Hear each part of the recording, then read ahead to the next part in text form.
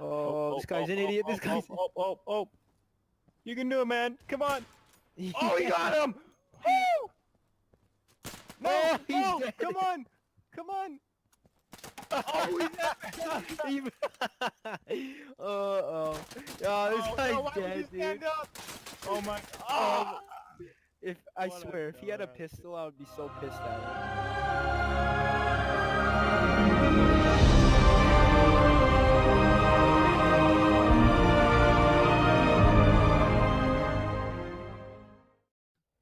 What's up, guys? My name is Flockavelli and welcome back to another video on the channel. Guys, we have finally got our first, well, not really first, but our first real information on Insurgency Sandstorm, and I am very excited to bring you guys this news, as I am extremely excited for this sequel to the first Insurgency.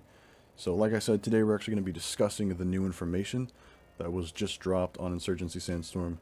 And it's a ton of info. There's a lot surrounding like the campaign, you know, the closed multiplayer beta, some story mode DLC potentially, and more.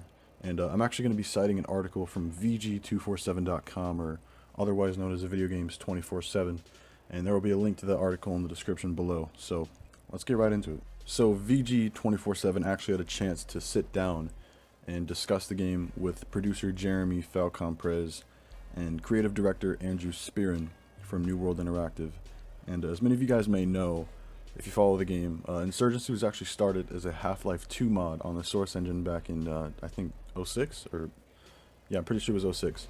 And since then, it has sold just over 3 million copies, it states. Now we finally have a sequel on the way, and guys, I'm not gonna lie, they are making a ton of changes, and I mean a lot of changes compared to the first Insurgency. This is a complete overhaul of the first Insurgency, and they're going all out for the sequel. For Sandstorm, it's actually going to be on Unreal Engine 4, which means you know, beautiful graphics and better textures and so on and so forth. And the sequel is coming to PC, PS4, and Xbox One, which is actually really exciting because now I'll be able to play this with my friends who don't have the opportunity to get a PC at the moment, so that'll be a ton of fun. There's a ton of story mode info I'm about to relay to you guys, so you know, prepare, sit back, and get ready for a full breakdown of what the story is going to be like according to the developers. They say story mode is for 4-player co-op and single-player support, and for consoles we're also considering 2-player co-op split screen, and we're considering split screen for multiplayer. So right off the bat we can already see that we're going to be getting a 4-player co-op campaign, which is awesome because I love when a game has even more opportunities to play with your friends other than, you know, PvP multiplayer. And they go on to say, we're going to be bringing over the popular game modes from Insurgency and introducing new game modes suitable for vehicle support. We also want to bring what Insurgency is known for with the weapons, which is recoil, penetration, and also introducing bullet drop. So as you guys can tell there, yes, it's official, we're going to be getting vehicle support, which is exciting in itself. And they continue, there's been a very high demand for competitive features, so we're going to introduce those into Sandstorm. In addition to the story mode, we've also had 8-player cooperative play for various game modes. The more they talk, I'm just getting more excited, honestly, guys, I'm not gonna lie. We want that same Insurgency design with multiplayer co-op gameplay to consoles as well as PC. We're introducing a new story mode. We want it to be a little more interactive with ladders and breaching doorways.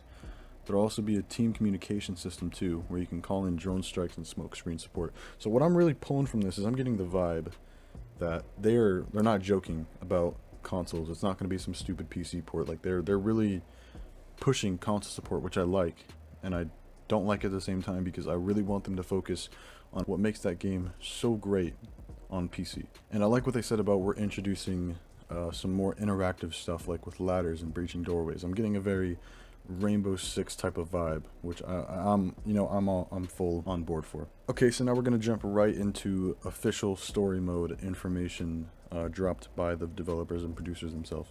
Okay, so one of the developers says, thematically, this story is inspired by real events. The game is gonna portray what's happening in the Middle East today, and particularly in Iraq. We really want to distinguish this in the narrative tone. Many AAA shooters will put forward a story that's like a blockbuster movie, but we'll go on the opposite route, the indie film tone, to make it more personal. We have a female protagonist who, as a young girl with her sister, was enslaved and held captive by radical insurgents. A sandstorm blows in one day, combat erupts, and they're able to escape. Our protagonist is separated from her sister and ends up alone. Fast forward to present day, where she's enlisted in Kurdish rebel forces. She breaks away from the main group with another girl who was also imprisoned as a child, and goes on a personal quest. But helping her out are two vigilantes. One is an American combat veteran, and the other is a French citizen with zero combat experience. So those are who you play as in a 4-player co-op situation. And in single player, they will be AI support. So I'm actually pretty on board with the narrative they're following. I haven't really seen this before. How they're talking about modern day. You know, they're trying to showcase what present day is like, and they're also going to be showing her past too, which is really cool. And also, it's a female protagonist, which is actually really cool because we don't really see that much either. I like the way they're going with this because we don't see storylines like this. It's usually just, you know, shoot, point your gun, explosion after explosion. So the way they're actually detailing this is really cool. And the 4-player co-op thing is cool, and then how it'll just be AI support in the single player.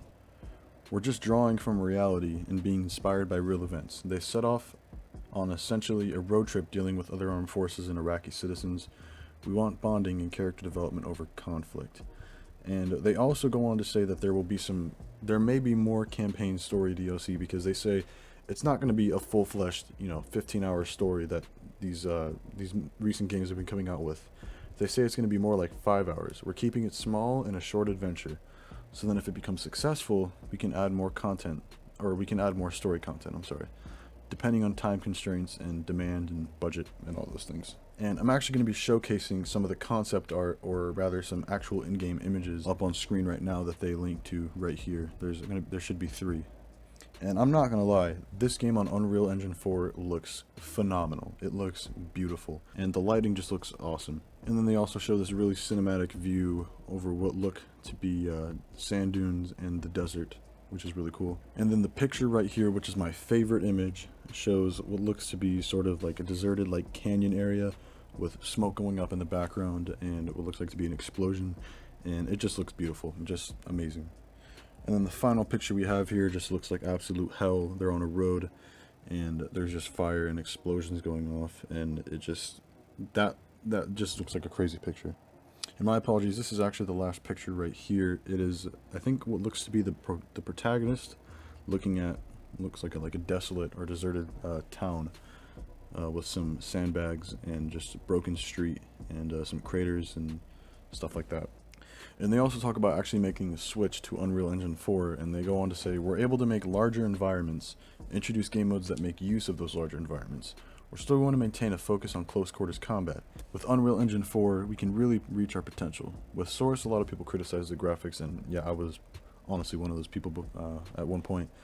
They say, we're able to catch the eye of a lot of gamers who dismissed Insurgency because it did not compare favorable with AAA games.